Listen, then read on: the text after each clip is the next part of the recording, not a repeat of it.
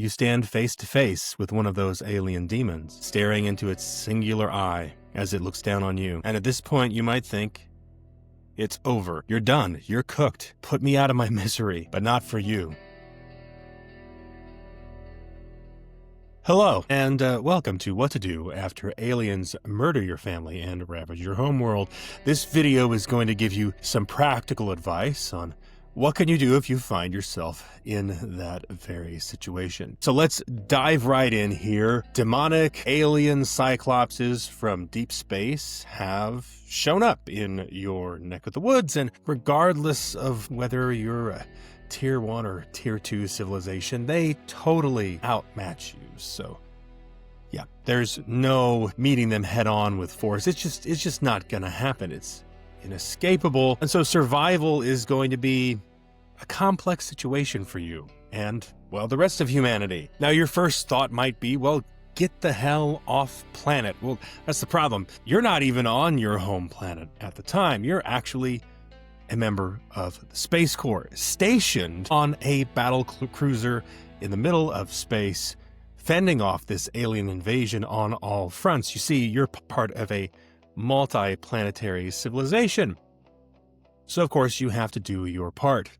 But your family is back home. This wasn't going to be simple, guys. You thought this was going to be simple? You're just going to get in the spaceship and fly away and everything was going to be hunky-dory.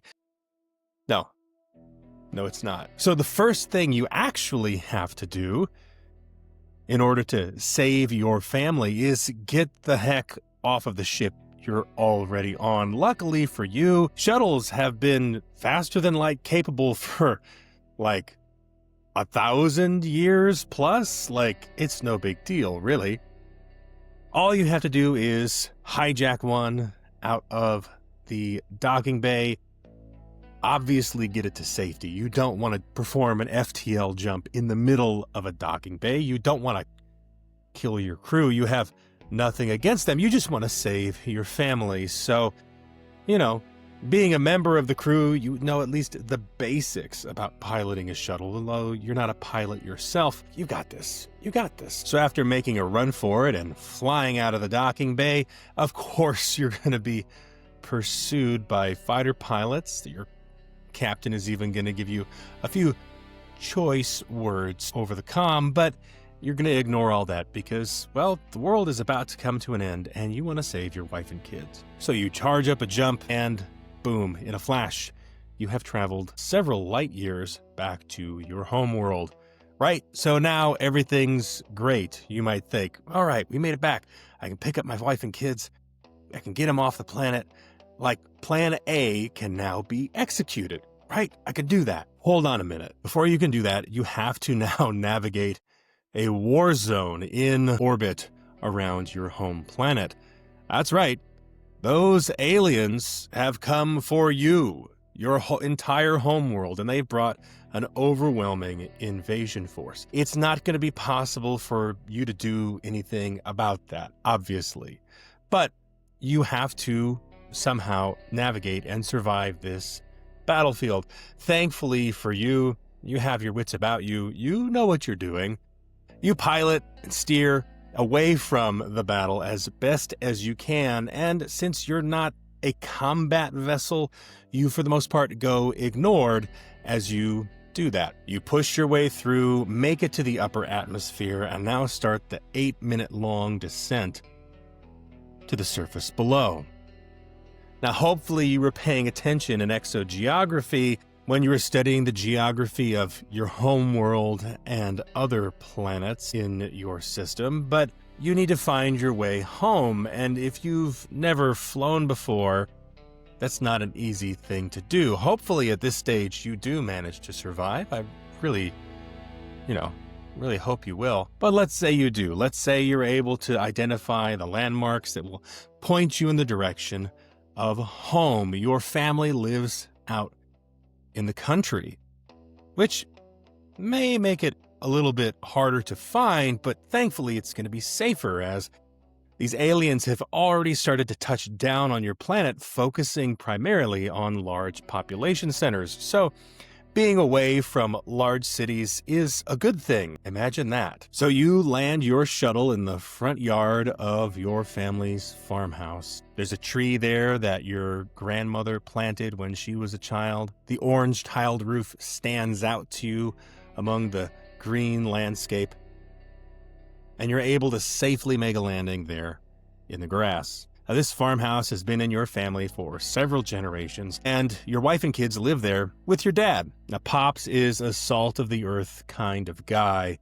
He was a farmer, at least until he got bought out by the government. The land was more valuable for other uses, but hey, no skin off of his back. He didn't really care. He just wanted to smoke tobacco and drive his truck into town every now and then for a beer. And so at this point, you think, hey, I've landed. Scoop up my wife and kids. Pops, you can tag along for sure. Let's get you guys off planet. In fact, you're really thinking this now because you can actually see silhouettes of large alien motherships floating high in the atmosphere like dark, ominous clouds. And so, of course, you want to get the hell out of Dodge as fast as you possibly can. So you run out of the shuttle and up to the porch to find your Pops sitting there on those brick stairs. And when you ask him where your wife and kids are, he tells you that they're not home. They went to the grocery store. He told them not to go. It wasn't a good idea. Everything was going to be picked over. But your wife said they needed to feel like normal for a change. This is a huge wrench in this whole thing. You did the impossible already twice in a row, and they're not even there. You're racking your brain for a solution when you notice your Pops' blue pickup truck in the gravel driveway.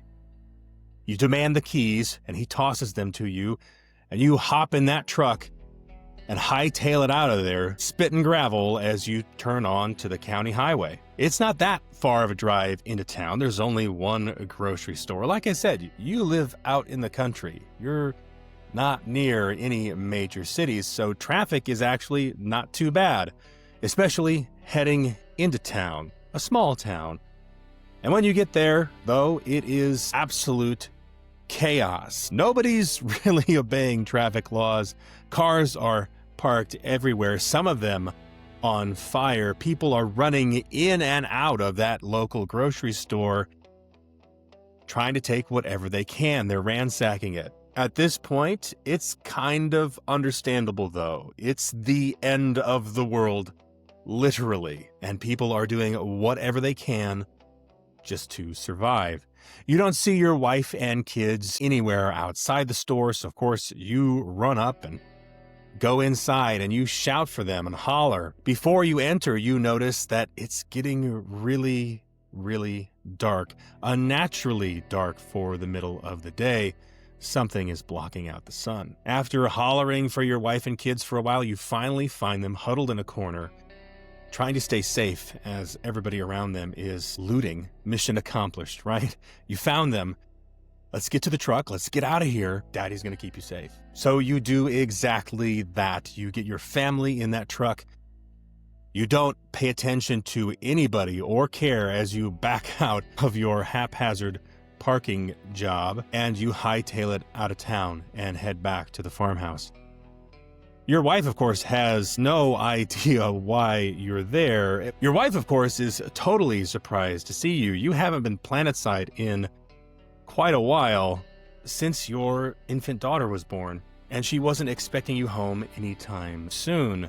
But she's still glad to see you and glad that you're there to rescue them. You make it back to the farmhouse, and you tell your wife and kids to get in the shuttle. Your son begs to stay with you as you go to find your dad. He's nowhere to be seen.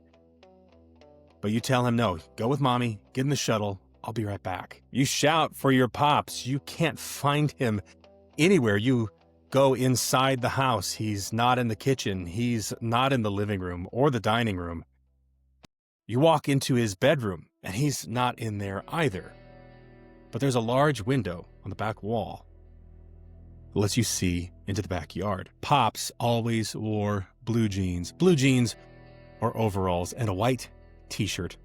He also had a red trucker's hat that he always wore. And like a cartoon character, he always wore the same outfit.